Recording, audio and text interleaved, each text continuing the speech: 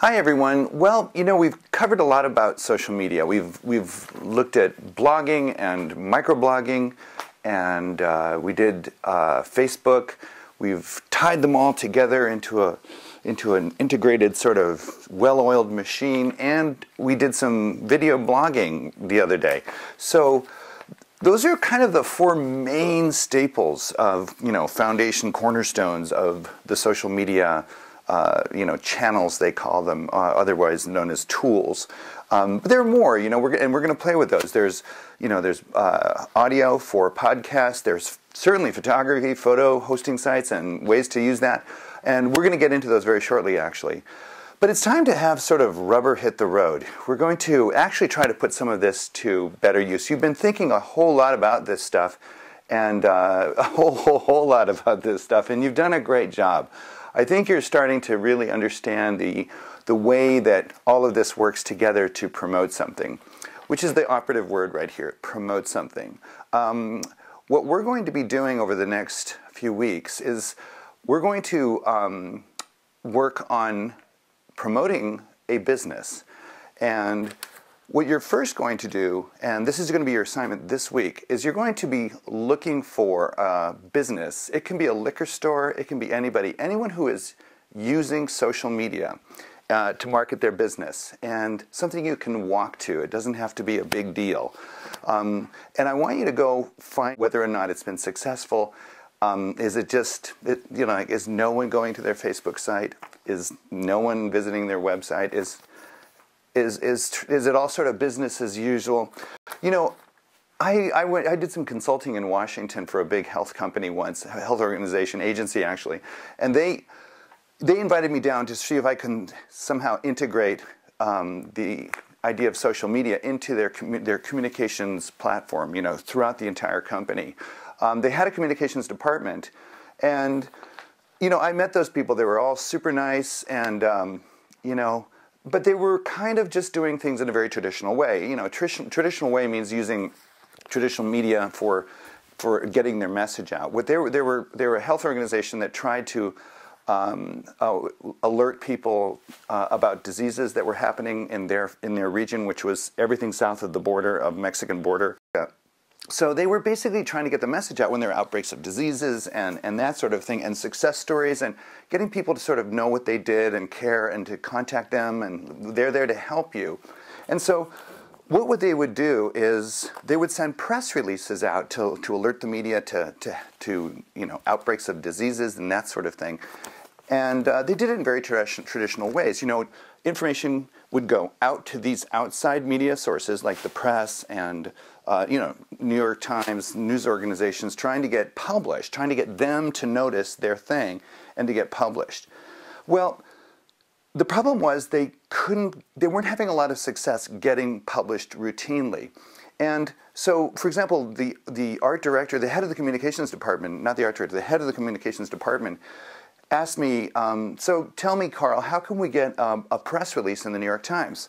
And what I told this guy was, it depends. Now, for example, if you write a press release on the most beautiful paper in the world, and you have a Pulitzer Prize-winning writer write it, and you mail it to the exact right person at the New York Times who would want to know about outbreaks of diseases, and it's all about an outbreak of disease. This is at the New York Times, and it's all about some outbreak of E.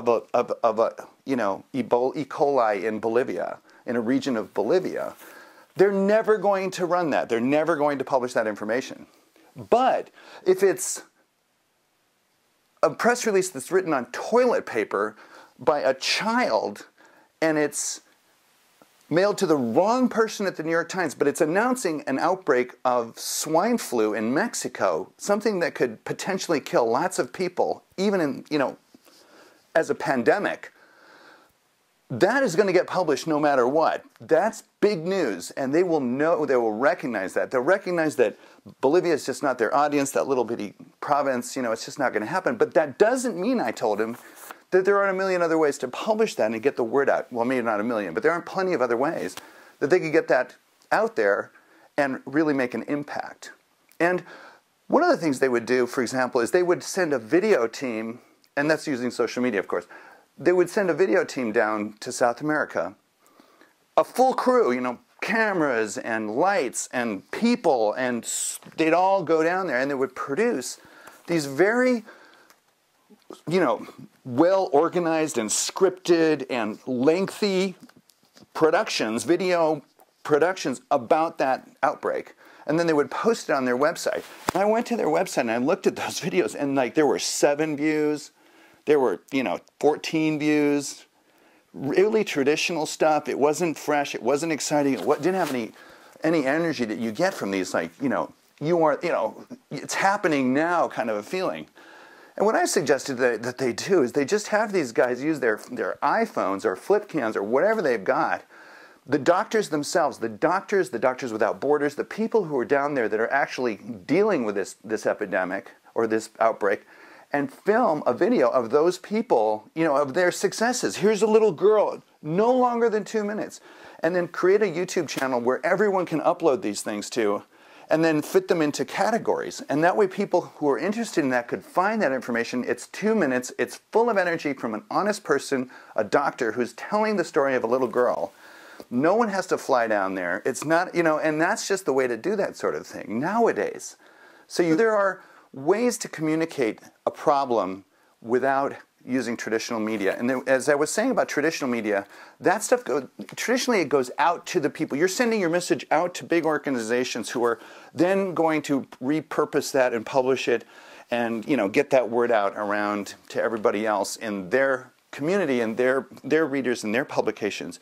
And it's social media is different. Social media, you're having people come to you because they're interested in your tribe, in what you do.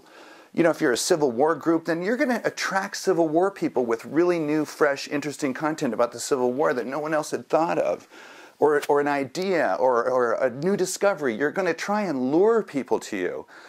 You know, social media is about luring people to come to you rather than you going out to them with your message in print ads and television commercials and all that sort of thing.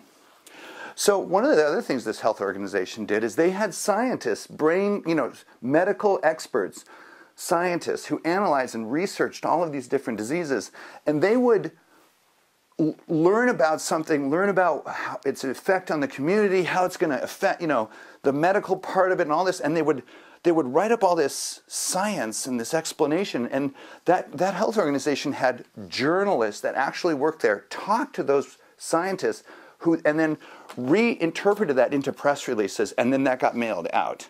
And it was sort of like through they worked for the communications department. And I was saying, those scientists themselves could build communities about because each scientist worked on a certain kind of disease.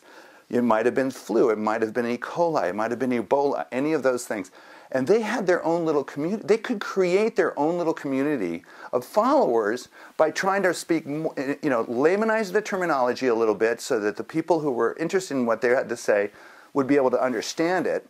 That's basically what the journalists did, is they sort of laymanized the scientific speak. But they could do that themselves. There was no reason for the middleman. They could have just simply gone directly to people with their information or their findings, their scientific findings, and created a following of their own community of people who cared about those diseases. So it wasn't very popular me suggesting they get rid of the journalists, but that's basically what I was suggesting. So the point is that rather than having all of these other people get your message out for you, the New York Times, a journalist, through a scientist, through the scientist's finding through the filter of a journalist or an interpreter, go directly out there to your folks, to the people that you're trying to communicate with. And everybody thought for a while, if you look up TED Talks, Seth Godin talks about how that, they thought that the web was going to become this big community, like one huge community of people on the web. Well, and it hasn't turned out that way. What the web has turned into is a million little communities, or as he calls them, tribes. So you've got the Civil War people tribes. You've got whatever you're interested in, you can find a group that does that. You can find a Facebook group. You can find all sorts of things to talk to people who share your interest. And that is powerful. And that just allows you to surgically target an audience that is interested in what you have to say, rather than just do this big blast to the middle average person. And that's what media tends to do. It just sort of, television commercials have just constantly bombarded. I grew up in the 50s and the 60s, and commercials just bombarded us with, you need to eat this crummy cereal, you need to play with these toys, and everybody watched those. It wasn't just one targeted person, Sure, there are messages that you want everybody to go to. There are people who want everyone to hear the message. But if you don't want that, if you're just looking to, you know that there's a certain sort of demographic out there that would be interested in what you have to say or sell or whatever, there's a way to reach those people. And it's about, all the things we've talked about cultivating a relationship, becoming part of the community, and all that sort of thing.